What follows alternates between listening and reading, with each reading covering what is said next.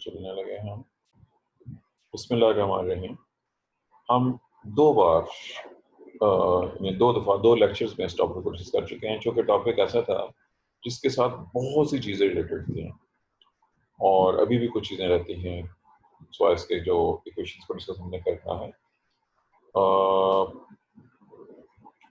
लेकिन बैकग्राउंड के हवाले से बहुत चीज़ें तकरीबन डिस्कस हो चुकी हुई हैं और यूनिट्स के हवाले से कुछ चीज़ें आज हमें डिस्कस करनी हैं, इसके मेजरमेंट के हवाले से कुछ चीज़ें डिस्कस होनी हैं और उसके साथ साथ इसकी जो ख़ास अहमियत है, एक ऐसा टॉपिक जो सिलेबस में मेरे समझ से सिलेबस नहीं है जिस वक्त मेरे सामने, मुझे सिलेबस को एक बार खुद नज़र मारनी पड़ेगी कि वो टॉपिक सिलेबस में है कि सैलिनिटी वाले टॉपिक्स। बहरहाल आज जो चीज़ हम डिस्कस करने लगे हैं या करना चाह रहे हैं सर है water lodging and salinity and पे जस्ट मैं नज़र मारी सिलेबस कहाँ पड़ा है। Ecology soil soil soil soil ठीक है। इसके बाद लाइट ठीक, ये कहाँ पे करके है, किसके अंदर है, आपने कहाँ देखा सर था? लास्ट वाले टॉपिक में है, लास्ट वाले में। लास्ट वाला टॉपिक कौन सा है ये बता दीजिए, किस चैप्टर के अंदर? सर अप्लाइड इकोलॉजी वाले में। हाँ बाई चांस मेरे पास ये एक ही पेज है इसका, उस दिन मैंने नेट से चेक किया था, मेरे पास सिलेबस में बाई चांस पहला पेज है, मैंने नेट से देखा था लेकिन चलो खैर इसका मैं फिर दोबारा चेक करूँगा। उसकी वर्डिंग सुना दें मुझे, क्या है प्री वर्डिंग बोल के सुना दीजिए। सर लिखा हुआ है causes effects and control of water lodging and salinity with respect to Pakistan। चलो ठीक है, सिलेंडर के रेफरेंस से दिया हुआ ठीक है, लेकिन चलें हमारा हेडिंग जो चल रहा है जिसके लिहाज से बात हो रही है इसमें इलेक्ट्रिकल कंडक्टर की बात यह हुई थी कि हमने इसको मेजर करना है, इसके यूनिट्स क्या होंगे। कल मैंने तारुफ कराया था सिस्टम्स का कि जी FPS system, CJ system, MK system और सिस्टम इंटरनेशनल। MK सिस्टम को ही चेंज करके इसका नाम रख दिया गया है सिस्टम इंटरनेशनल, IS या SI जो भी नाम चल रहा है। लेकिन आप ये भी समझते हैं कि बाज़ का कुछ चीज़ें इतनी पॉपुलर होती हैं कि उनको ख़त्म नहीं किया जा सकता। मसलन अगर आप मुझसे पूछें या मैं आपसे पूछूं कि आपकी हाइट कितनी है तो उसका जवाब क्या होगा। फर्ज कीजिए कि मैं मुझे सामने इस वक्त हिरा नूरी नज़र आ रही है नंबर 1 पे, अगर मैं आप हिरा से पूछूं कि आपकी हाइट कितनी है तो आप क्या जवाब देंगे फौरी तौर पर बगैर सोचे से? हिरा स्लीपिंग जी, सवा ने आन किया, जी सवा आप बता दें। 5'3", ठीक है जी। चलें जी एक और यही सवाल अंदलीब से। सर 5'4". 5'4", यही सवाल ताहर से। ताहर है कि नहीं? ताहर है जी। 5 feet और 7 inch। 5 आगे बोले हैं 5.7 सर। 5.7। चलो जी 3 जवाब हो गए, क्लास में 3 बच्चों ने 3 आंसर दिए हैं, एक दो और रह गए जी। फिर हम आप बताएंगे, फिर हम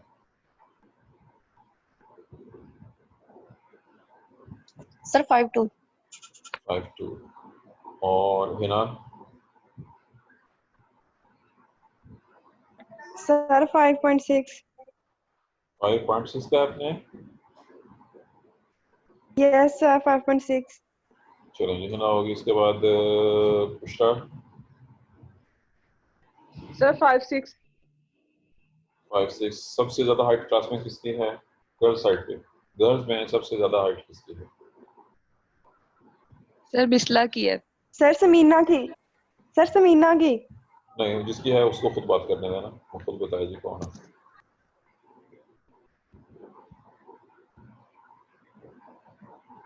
जी वो खुद है कि नहीं है क्लास में इस वक्त? चले नाम बताएं, इसका नाम क्या है जी? नाम दोबारा समीना बताएं। सर, समीना और मिसला दोनों की है। दोनों की हाइट ज़्यादा मिसला है। की भी है और समीना की। अंदाजन कितनी है जी? मिसला नजर आ रही है? सर मेरी जिसको 5'6" है। 5'6" है। चलो ठीक हो गया जी, अब बहुत से जवाब आ गए। अब पहली बात यह है जो चीज़ मैं आपको सिखाना चाह रहा था, बताना चाह रहा था कि मैंने सिर्फ हाइट पूछी है, सब लोगों ने जवाब दिया है और सबका जवाब ही FPS सिस्टम है, फुट पाउंड सेकंड वाला सिस्टम। बरतानिया का सिस्टम है, आप जिसी से भी हाइट पूछेंगे वो अपनी हाइट फुट और इंच के लिहाज से बताएगा। मसलन आप क्लास में कुछ लोग समझिए 5 foot 2 inch, 5 foot 4 inch, 5 foot 6 inch, ये इसका प्रॉपर तरीका है। लेकिन मुझे जो परेशानी हुई है वो ये सुन के हो रही है कि ताहर का जवाब, हिना का जवाब, 2-3 बच्चों का जवाब टोटली गलत है। अब सोचें आपका जवाब कैसे गलत हो गया?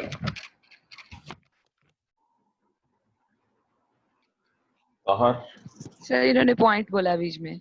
जी, ताहर, हिना और एक और बच्ची या बच्ची ने अपना जवाब जो है वो गलत सिस्टम में दे दिया है। सुन लीजिए, याद रखिए कि जब आप हाइट की बात कर रहे होते हैं तो हाइट को आप जब आप फुट और इंच में बयान करते हैं तो उसमें पॉइंट नहीं आ सकता है, पूरा एग्जैक्ट होगा 5 feet 4 inch, 5 feet 5 inch, 5 feet 6 inch, ऐसे। यानी आपको फुट और इंच ये दोनों बताने पड़ेंगे। इसको लिखने का भी तरीका है और वो भी आपको आना चाहिए।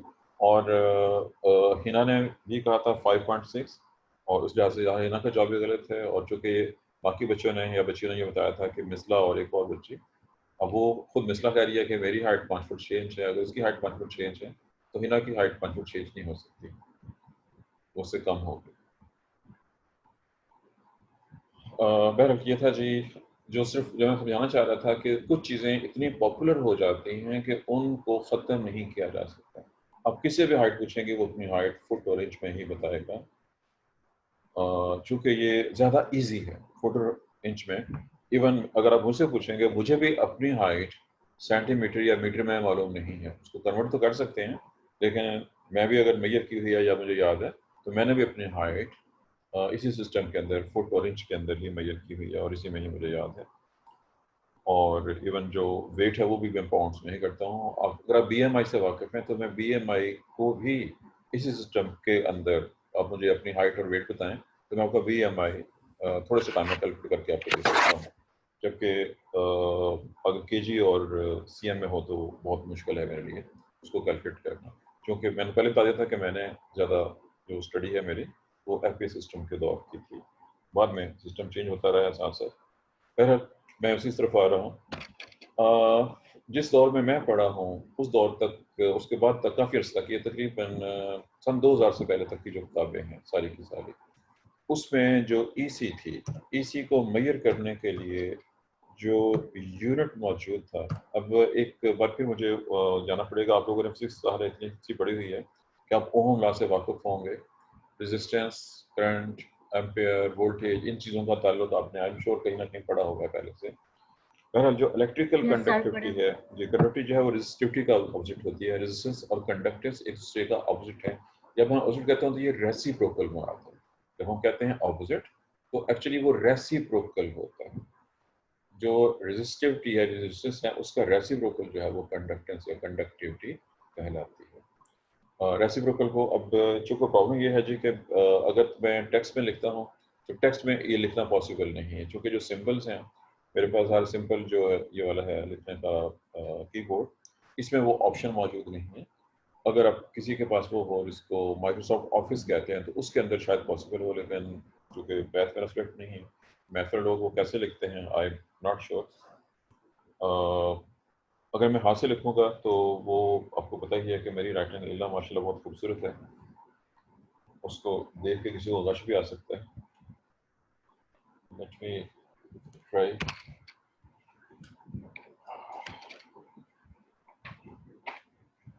और इधर से जो माउस है, ऊपर से गर्मी तंग कर रही होती है, नीचे से माउस तंग कर रहा होता है, और उधर साइड फ्राइडे भी है। ये एक सिंबल है आर। याद रखिए आर का लफ्ज़ हम रेजिस्टेंस के लिए इस्तेमाल करते हैं। आर का लफ्ज़ हमारे यहाँ रेजिस्टेंस के लिए यूज़ किया जाता है। जब आप किसी चीज़ की रेजिस्टेंस वालों कर रहे हो तो उसको आर से शो करेंगे। और ये जो आर है इसका जो यूनिट है वो ओहम है, OHM, ओहम, OHM इसका नाम है ओहम। और इसको, ये सिंबल बहुत अच्छा नहीं बनेगा, मैं पहले बता चुका हूँ जी, माउस के साथ सिंबल बनाना कोई आसान काम नहीं होता। ये मैंने रेजिस्टेंस और उसका नाम लिख दिया है, उसका सिंबल भी बना दिया है कि इसको ऐसे शो किया जाता है। रेजिस्टेंस का ऑपोजिट यानी रेसिप्रोकल कंडक्टेंस होता है। कंडक्टेंस जो है ये मैं CON से लिख रहा हूँ, पूरा लिखा नहीं जाएगा हमसे, वो जगह थोड़ी है, टाइम की प्रॉब्लम है। Conductance is equal to 1/r, ये रेसिप्रोकल कंडक्टेंस जो है वो ऑपोजिट यानी रेसिप्रोकल है r का। अगर एक चीज में रेजिस्टेंस बहुत ज्यादा होगी तो उसकी कंडक्टेंस बहुत कम होगी, और कंडक्टेंस ज्यादा होगी तो उसकी रेजिस्टेंस बहुत कम होगी। ये बेसिक असूल है जो कि आपको मालूम होना चाहिए। मसलन कभी कल परसों बात हो रही थी चांदी और सोने और कॉपर की बात हुई थी। चांदी, सोना और कॉपर ये वो धातें हैं जिनकी कंडक्टेंस बहुत ज्यादा है और इनमें रेजिस्टेंस बहुत कम होती है। मैं एक नाम बोल रहा हूँ, मैं चाहता हूँ कि आप बताएं इसके बारे में। मैं नाम बोले जब मैं लिखने लगा हूँ, देखते हैं जी आप कहाँ तक पहुँचे हुए। मैंने लिखा है ये, अब ये आप सबको नजर आ रहा है मेरे ख्याल में स्क्रीन पे। ये क्या लिखा है मैंने, सर किस वाट जी पावर, सर। जी क्या लिखा है? वाट W सर पावर का यूनिट होता है वाट। दोबारा बताएं आपने क्या कहा है इसको। सर W है basically sir watt unit of power sir. चले जी, ये तार का जवाब है कि मैंने W वॉट जो कि यूनिट ऑफ पावर है वो लिखा है। और कुछ सोचेंगे, मजीद सोचें।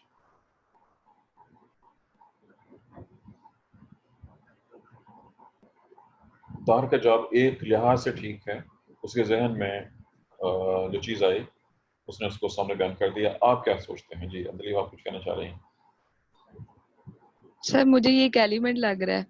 आपको जी बिल्कुल ठीक है जी, एक बार फिर अंदली छा गई है। This is an element. ये कौन सा टंगस्टन। एलिमेंट है? जी बिल्कुल ठीक है, टंगस्टन। आपका जवाब बिल्कुल ठीक है। मैं इसी तरफ लेके जाना चाह रहा था, टंगस्टन। अभी थोड़ी पहले मैं जो मैंने भी जिक्र किया कि अब ये टंगस्टन के स्पेलिंग गलत हो सकते हैं जी, मुझे अपने स्पेलिंग पे कभी नाज नहीं रहा और ना ही बंदे को नाज करना चाहिए। बंदा किसी काबिल नहीं होता, बंदा सिर्फ बंदे का नाम ही होता है, कुछ नहीं होता बंदे के पास। टंगस्टन, इस स्पेलिंग लिखी बदल गए हैं गालिबन, टंग्स, इसमें तो कुछ ज़्यादा गड़बड़ हो गई है। चलें जी, इसको आप खुद चेक कर लें। टंगस्टन जो है एक एलिमेंट है। मैंने इसका भी जिक्र किया, इससे पहले मैंने जिक्र किया है आपके सामने सोने का और चांदी का, एजी और कॉपर का। और जिक्र इसलिए किया कि ये वो चीज़ें हैं जिनकी कंडक्टेंस बहुत ज़्यादा है और में रेजिस्टेंस बहुत कम है। मैं उसका ऑपोजिट लेकर आना चाहता हूँ। बिजली की तमाम तारें जो इस्तेमाल हो रही हैं दुनिया में वो कॉपर की हैं, और ख़ास जगहों पे जहाँ स्पेशल कोई चीज़ हो तो वहाँ पे सोने चांदी की भी हो सकती हैं। इसका उलट मैंने डब्ल्यू लिखा। टंगस्टन एक ऐसी चीज़ है, एक ऐसा एलिमेंट है, एक ऐसी मेटल है जिसकी रेजिस्टेंस बहुत ज़्यादा है, कंडक्टेंस कम है, रेजिस्टेंस बहुत ज़्यादा है। अब बताइए इसका फ़ायदा क्या होगा? इसका कोई फ़ायदा होगा कहीं? सोचें सर आपकी बात समझ नहीं आई, दोबारा बोलिएगा। जी। टंगस्टन की बात हो रही है। ये एक ऐसी मेटल है जिसकी कंडक्टेंस कम है और इससे ज़्यादा है, जो कि ये दोनों रेसिप्रोकल है ना। इसकी जो कंडक्टेंस कम है और इसकी रेजिस्टेंस ज़्यादा है, तो इसका क्या फ़ायदा होगा? इसकी तारों का कोई फ़ायदा होगा? मटेरियल यूज होगा, दोबारा बोलिए जैसे Bushra. Tongue as a insulating material use होगा। नहीं, आपने इसका इंस्टीट्यूट बना दिया कि आपकी बात ठीक नहीं है। और कुछ? और कोई जी? टंगस्टन फिलामेंट्स होते हैं फिर। जी अब जवाब ठीक है जी, बुशरा का जवाब बिल्कुल ठीक हो गया। बुशरा ने कहा है कि जो बल्ब होते हैं, अब बल्ब या लैंप बड़ा मशहूर मारूफ है। अब मुझे एक बार फिर, चूंकि ये टॉपिक केमिस्ट्री का है, जितनी हम मेटल्स की बात कर रहे हैं इन सब का ताल्लुक केमिस्ट्री से, और आप इल्ला माशाल्लाह सब के सब केमिस्ट बन रहे हैं। बहरहाल बुशरा का ये जवाब दुरुस्त है कि टंगस्टन फिलामेंट है और ये बल्ब में होता है। जी मेरा अगला सवाल है कि बल्ब, आप किस किस किस्म के बल्ब से बात करते हैं? वो बल्ब जिसमें टंगस्टन फिलामेंट होगा उसको क्या कहेंगे? वो किस किस्म का बल्ब है?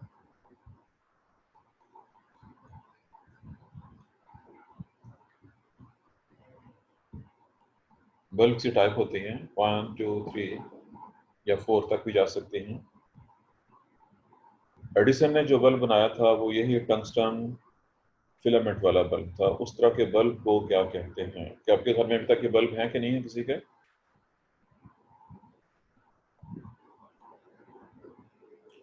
पीले रंग के बल्ब, 100 वाट का बल्ब इस्तेमाल करते हैं और पीले रंग की रोशनी देता है जी ये वाला, और काफ़ी हीट भी देता है साथ रोशनी के साथ साथ। ये उस बल्ब की बात हो रही है। क्या आपके घर में ये बल्ब लगे हुए हैं अभी तक किसी के? Yes sir. जी सर। जी, हिना का जवाब है यस। और किसके घर में लगा हुआ है जी? यस सर, लगे हुए हैं। फ्रीहा 2 हो गया जी। और 2 लोगों ने जवाब दिया जिनके घर में ये बल्ब लगे सर हुए यहाँ हैं। पे मैं पढ़ता हूँ ना सर, जिस रूम में उस रूम में लगाया हुआ है। दोबारा बताएं जी ताहर, आपकी बात क्लियर नहीं होती, फिर बोलें। सर जिस रूम में बैठ के पढ़ता हूँ उस रूम में लगाया हुआ है ऊपर सर। चलें जी, 3 जवाब हो गए। और जी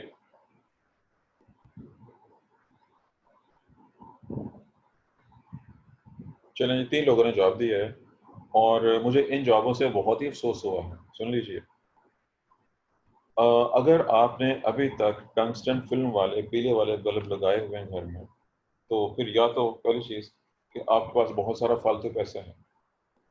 पहला पॉइंट कि आपके पास बहुत सारे फालतू पैसे हैं। एक सेकंड पॉसिबिलिटी, आप बहुत फजूल खर्च हैं। तीसरी पॉसिबिलिटी, आप बहुत बेवकूफ़ हैं। चौथी, आप कौमी दौलत को ज़ाया कर रहे हैं। जी, मैंने 4 सर कमेंट्स वो एनर्जी मैंने 4 कमेंट ज्यादा लेते हैं और दूसरे दिन खत्म हो जाते हैं, जी, दूसरे याद दिन ही रखिए खराब कि हो मैंने जाते 4 कमेंट्स किए हैं, चारों के 4 नेगेटिव हैं। अगर आपके ख्याल ठीक है में अभी तक ये बल्ब लग रहे हैं तो सबसे पहले इन बल्बों को उतार के तोड़ दें और सर, वहां बस पे एक ही लगाया हुआ है सर, एक एक ही है वो। ऑन नहीं करते, कभी कभी होता है ऑन वो। सर हाँ, सर उसको वो बस मैंने पढ़ने के लिए लगाया हुआ है। नहीं, मैंने कहा ना सर कि पढ़ने के लिए तो नहीं मैंने लगाया चार वो। मैंने 4 कमेंट्स दिए हैं, आपने मेरे कमेंट सुने नहीं हैं। मैंने 4 कमेंट दिए हैं पीले बल्ब के इस्तेमाल के ऊपर। या तो आपके पास बहुत सारे फालतू पैसे हैं, आप फजूल खर्च हैं जी, और ऐसे ही आप बहुत बेवकूफ़ हैं और आपको कौमी दौलत के ज़ाया का कोई अफसोस नहीं है। सुन लीजिए, मेरी एज के लिहाज से ज़ाहिर है जैसे एज बढ़ती जाती है पढ़ने में प्रॉब्लम पेश आती है। मैं जो बल्ब यूज़ करता हूँ सिर्फ 8 वाट का है। आप जो बल्ब ताहर ने कहा है और एक और बच्चे ने कहा है कि जी पढ़ने के लिए कहा है मुझे हिना ने, मैं सिर्फ 8 वाट के बल्ब में पढ़ता हूँ। आप बताइए, और मैं सिर्फ अपने घर में पढ़ता हूँ 8 वाट के बल्ब में, और किसी जगह पे मैं कॉलेज में बैठ के नहीं पढ़ सकता हूँ। सोचिए मैं किस तरह से पढ़ता हूँ मैं, आपने कैसे करना। जी सर, हमने भी वही लगाए हुए हैं, वो एनर्जी सेवर जो होते हैं। जी सुन लीजिए, जो आजकल जो एनर्जी सेवर आ रहे हैं वो एलईडी वाले बल्ब हैं। एलईडी वाले जो बल्ब होते हैं एनर्जी सेवर बल्ब, मैंने 8 वाट का बल्ब अपने टेबल लैंप में लगाया हुआ है। मैं टेबल लैंप बिल्कुल उसको रोशनी के नीचे रख के बुक्स को पढ़ सकता हूँ, मैं वैसे बुक्स नहीं पढ़ सकता हूँ। आई साइट में इतनी प्रॉब्लम होती है इसके साथ साथ मुझे स्ट्रॉन्ग लाइट चाहिए होती है, और टेबल लैंप में जस्ट 8 वाट का, इसका मतलब है मैं अगर 10 घंटे वो बल्ब जलाऊँ तो वो ताहर के 1 घंटे के बराबर होगा। मैं 10-12 घंटे भी बल्ब जलाऊँ तो बिजली उससे कम होगी जितनी ताहर 1 घंटे में खर्च कर लेते हैं 100 वाट के बल्ब से। टेबल लैंप लगा के छोटे वाट के बल्ब से पढ़ना चाहिए ताकि कम से कम एनर्जी खर्च हो। जी, बात बिजली से शुरू हुई और इस तक जाके पहुंची है, उधर से टाइम खत्म हो गया। आज फ्राइडे था जी। बहरहाल एक बहुत अहम चीज़ आज डिस्कस हो गई है, दोबारा सुन लीजिए कि कुछ चीज़ें ऐसी होती हैं, मैंने पहले कहा था कि बतौर कौम हमें एजुकेशन की ज़रूरत है। तालीम खाली तालीम नहीं होती, तालीम और तरबियत।